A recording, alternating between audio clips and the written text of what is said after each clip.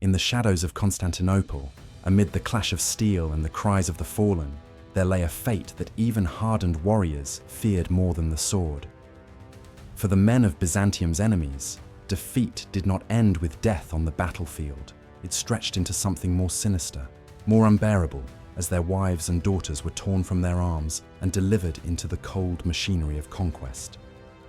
To be slain was a warrior's end, but to watch the women of your household carried away into captivity was to endure a torment that stripped away honor, lineage, and memory itself. Chroniclers wrote of these moments with trembling pens, describing them as worse than death.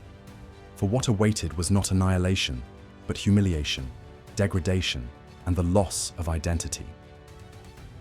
The Byzantines, heirs to Rome and guardians of the Christian East, mastered the art of psychological warfare as much as the clash of armies. They understood that power was not only in walls and swords, but in breaking the spirit of those who opposed them. And there was no more devastating way to break a man than to claim his household as the empire's prize. In the aftermath of battle, as smoke drifted across ruined villages, women were marched in silence, some toward the slave markets of Constantinople, others into monasteries where forced conversions erased their past, and still others into the private chambers of the victorious elite. These women became tokens of power, their bodies vessels for domination, their very presence a reminder to the conquered that the empire's will was absolute. Yet it is here that the story takes on its darkest dimension. For behind the glittering mosaics and golden domes, Byzantium's leaders wrapped these acts in the language of piety and destiny. To seize the women of defeated foes was not only conquest, but purification, a ritualized stripping of an enemy's pride. Some were forced into marriages designed to erase bloodlines, their children raised as Byzantines, their heritage extinguished in the name of empire. Others were cast into lives of servitude so demeaning that chroniclers refused to detail them, leaving only whispers of what worse than death might truly mean. This was no isolated cruelty, no momentary lapse of mercy in the heat of war. It was systematized, repeated across centuries, from the wars against Persians to the campaigns against Bulgars and Arabs.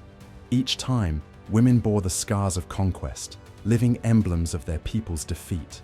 And in those silent processions of captives, in the rituals that followed, the Byzantines revealed the paradox at the heart of their empire. An empire that spoke of salvation while practicing a darkness so profound it has echoed through history's forbidden pages.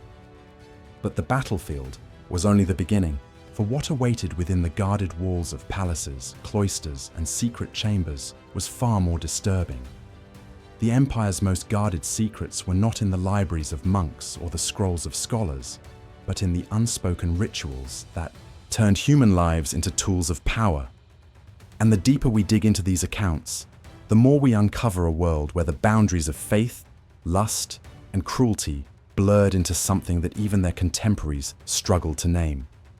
Power in Byzantium was never wielded only through crowns, armies, or golden coins. It seeped into the private chambers, into the sacred spaces of intimacy, where conquest became something more insidious.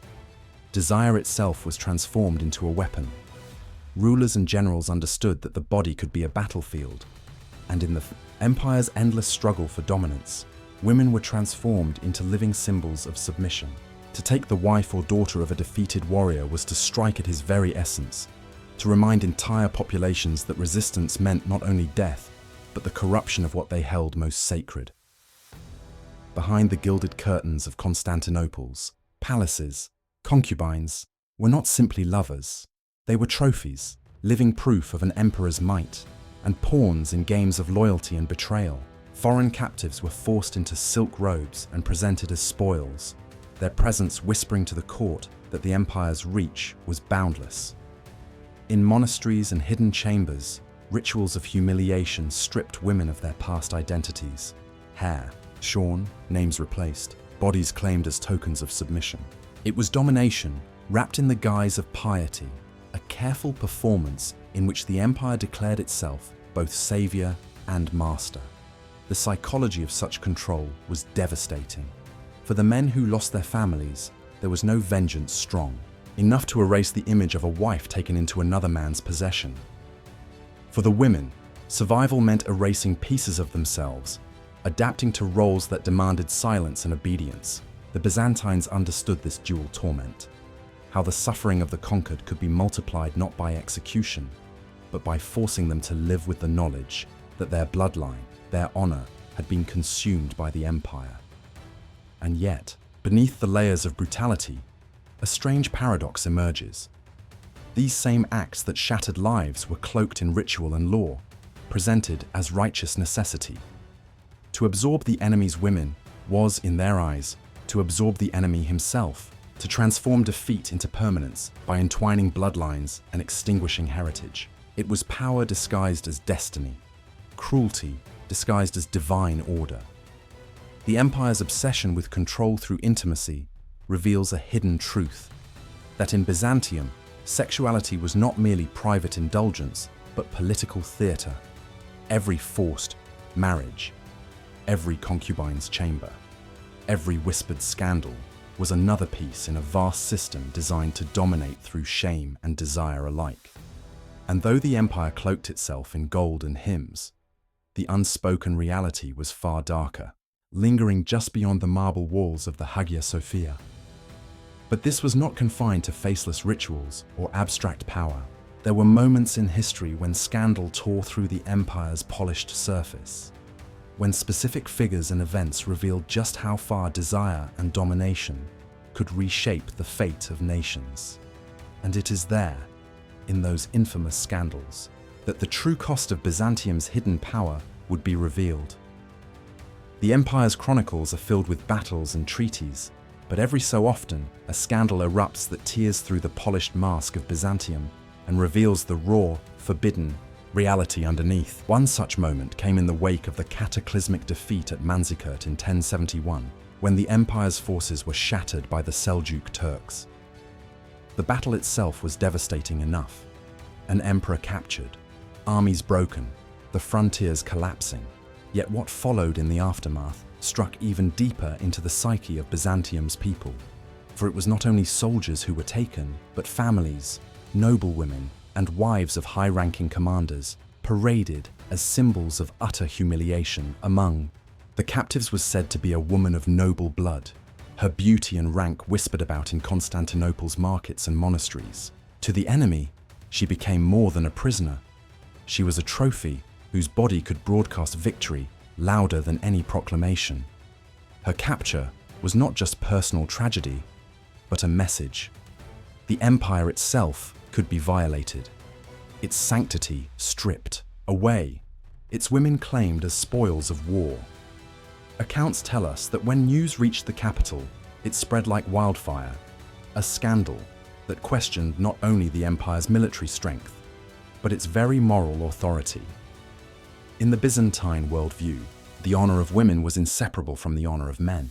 To lose a wife or daughter into the hands of the enemy was to lose one's legacy, one's dignity, one's immortality.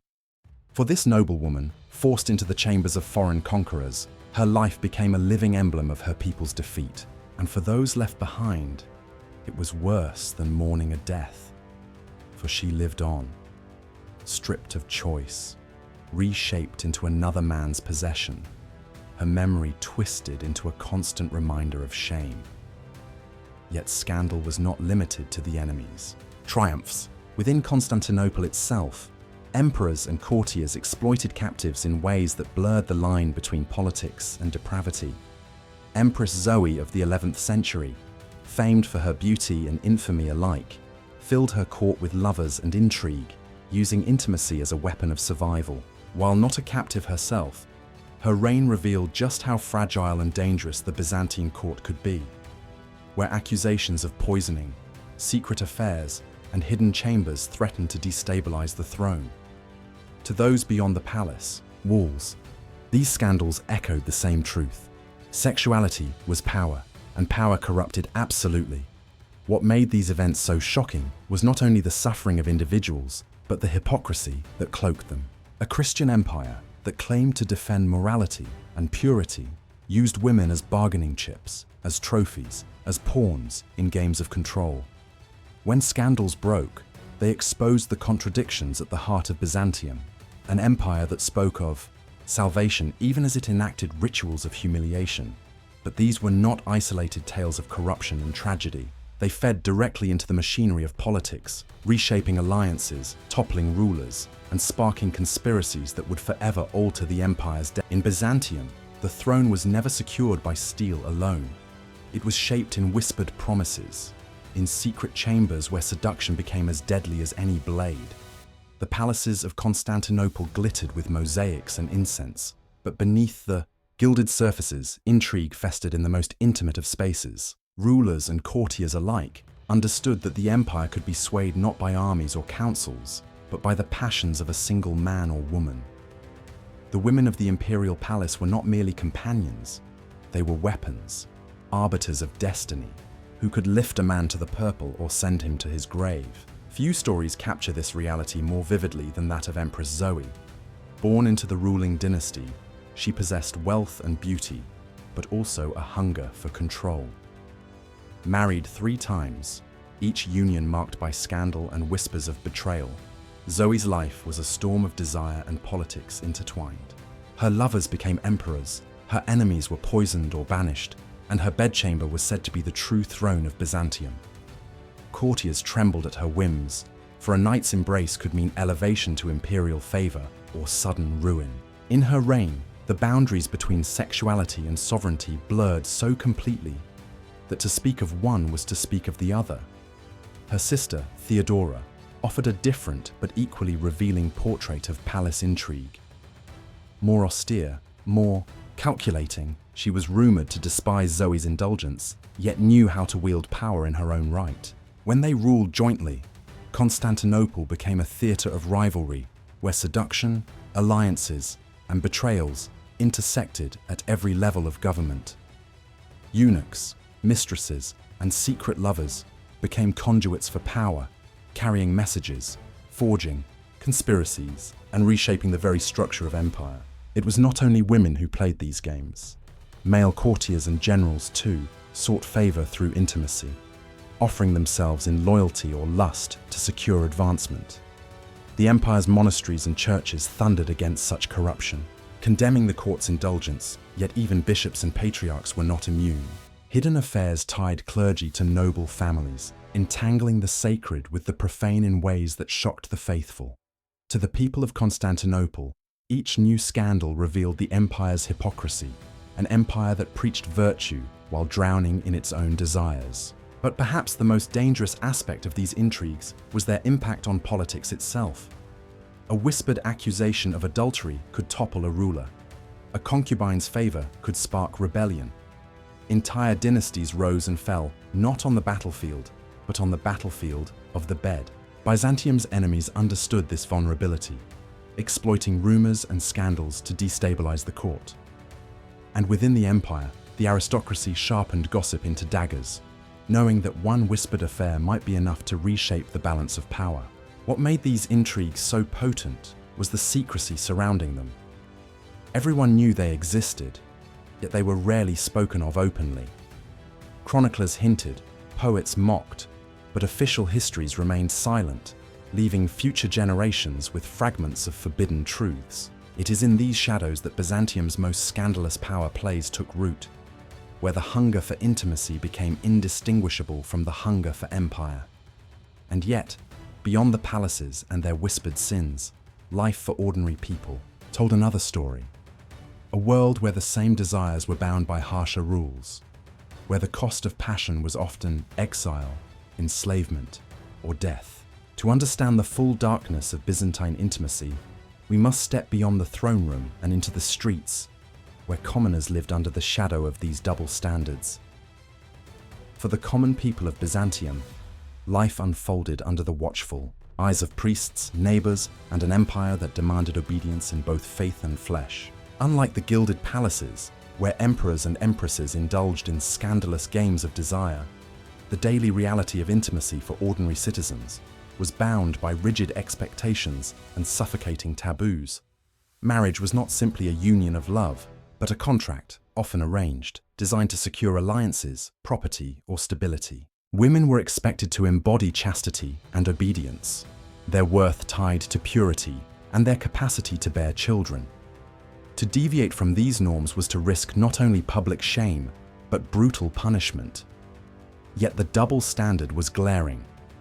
The same rulers who draped themselves in Christian virtue exploited concubines, slaves, and captives without consequence, while common women could face exile, mutilation, or forced penance for far lesser sins. In marketplaces and households, enslaved women were bought and sold as living property, their lives reduced to tools of labor or objects of desire.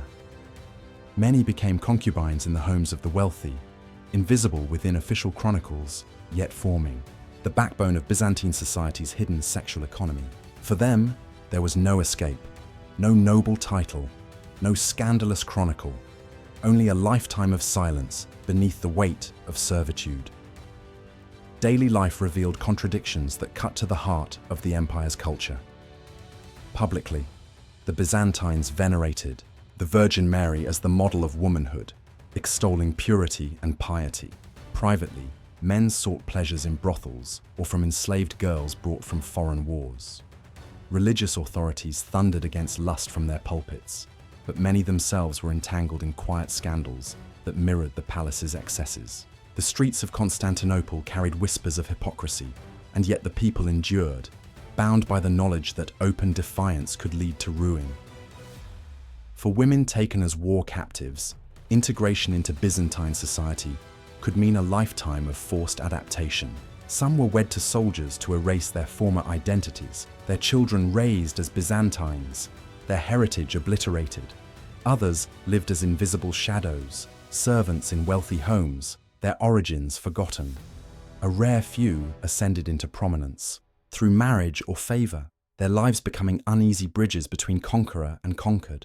But for most, their fate was quiet degradation, a story unrecorded, yet endlessly repeated in every generation of conquest.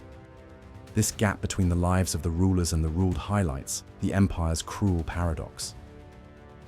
The elite indulged in forbidden pleasures while cloaking themselves in divine authority.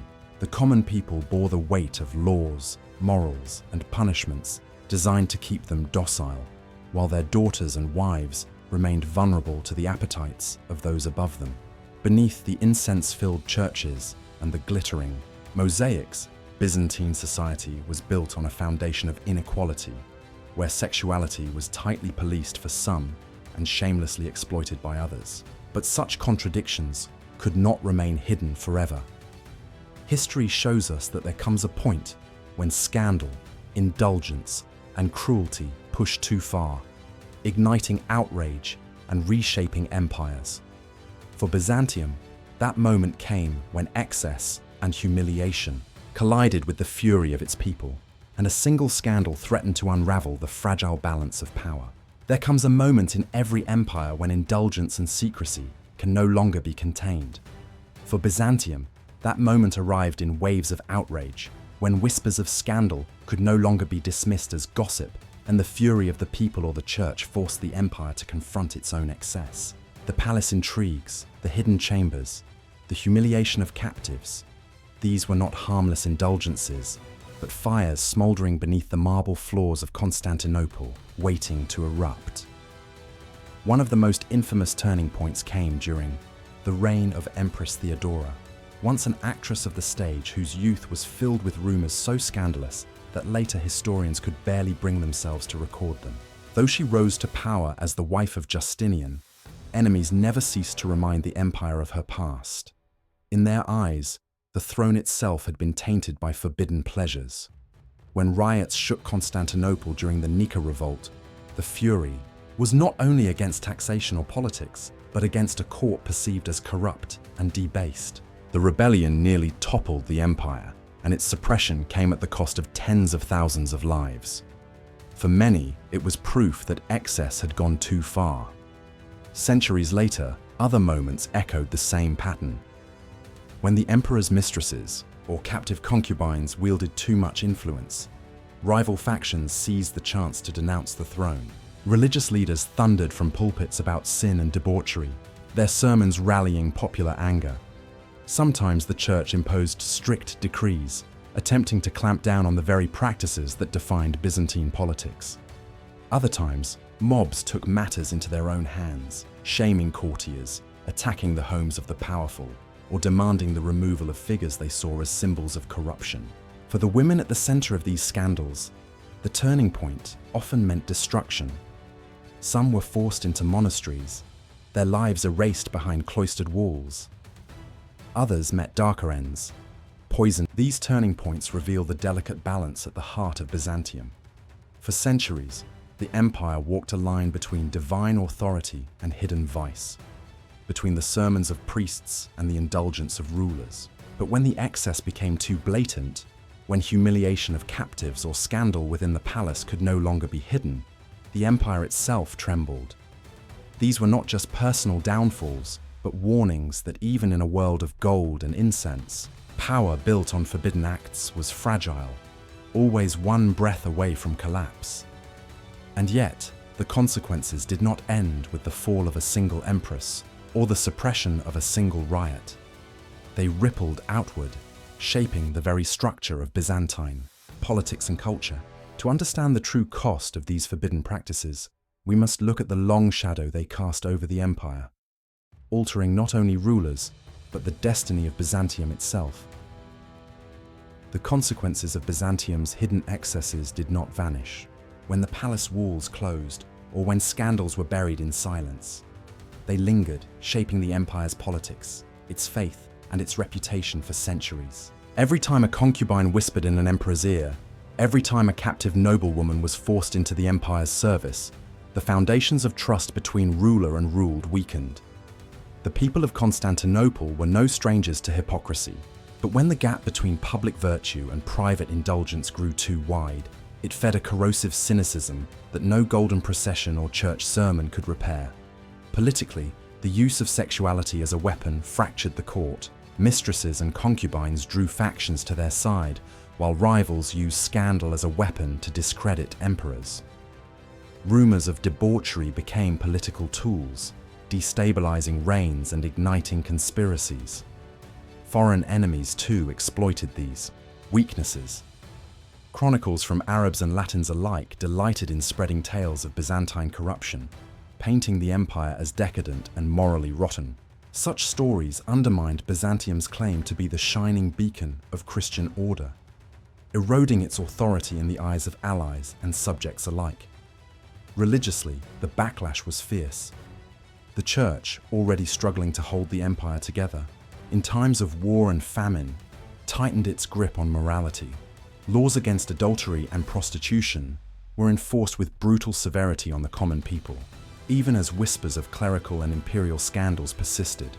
The hypocrisy was obvious, yet the punishments were real: public humiliations, forced penance, exile.